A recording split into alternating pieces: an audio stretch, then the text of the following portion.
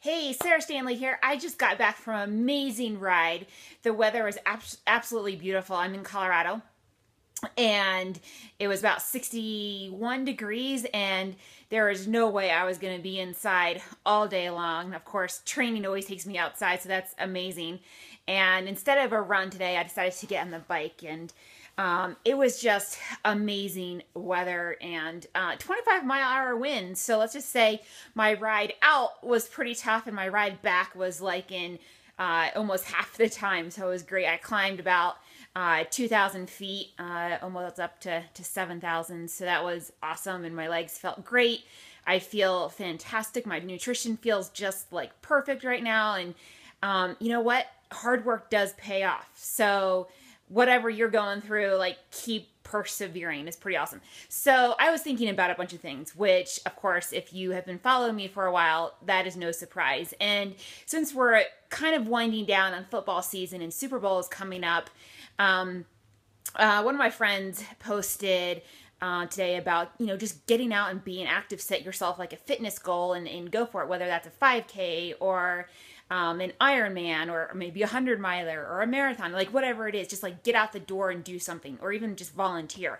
But I challenge everybody to like move their body.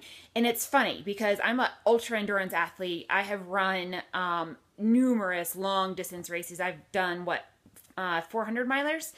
My longest one being 29 hours, 11 minutes with like no sleep. And that was a very tough race, and I pushed through some amazing, difficult moments in hours and finished. And it's always interesting to me when I chat with people and they say, you ran for 29 hours. And I'm like, yeah, I know, it's a really long time to not have any sleep, and you're eating and peeing in the woods and all of that stuff. And people don't realize that and they call that crazy.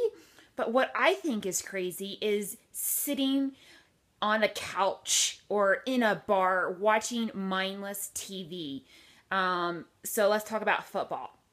So I was on the bike and I was like, I wonder how many hours of football the average person, and I thank God I'm not average in this particular sector, because I Googled it when I got back. Thank God for Google, all right? The average person watches between 6 and 10 hours a week watching football. And what impact does that have on your life? It doesn't make the world a better place. It doesn't improve your life. And there's no benefits to watching football. And so 6 to 10 hours. So I kind of did the math and I calculated it out. So if you are watching 10 hours of football a week, that's 40 hours a month. Think about that, 40 hours a month that you could be investing in your health.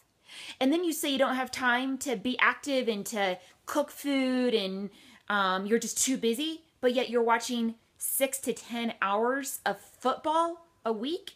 So you see the dichotomy there? You really got to look at how you are living life and what choices you are choosing to make. So then let's add that up a little bit further.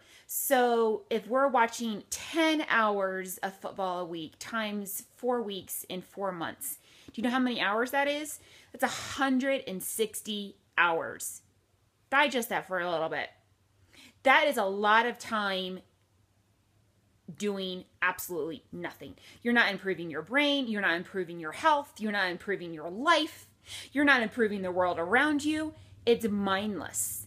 And imagine if you spent those 160 hours investing in your health and wellness and helping other people, instead of sitting as a blob watching mindless TV, watching guys hit each other. And we're not even talking about fantasy football. Let's add in those hours. And when we really look at the choices that we are choosing to make, then we can actually fix and change the course and the direction of our life.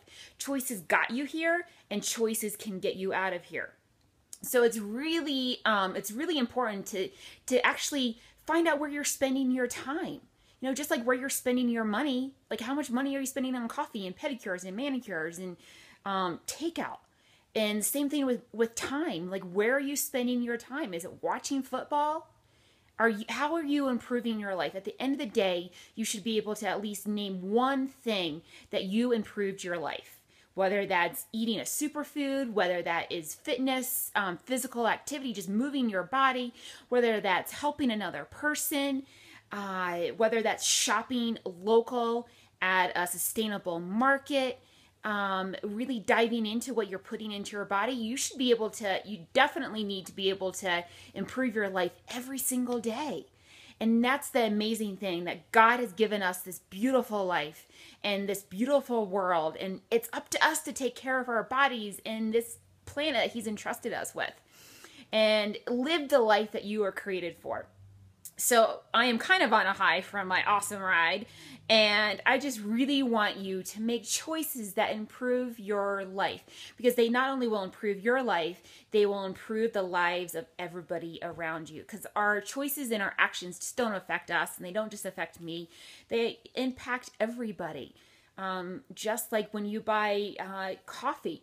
Coffee is one of the most slave human trafficking produced crops.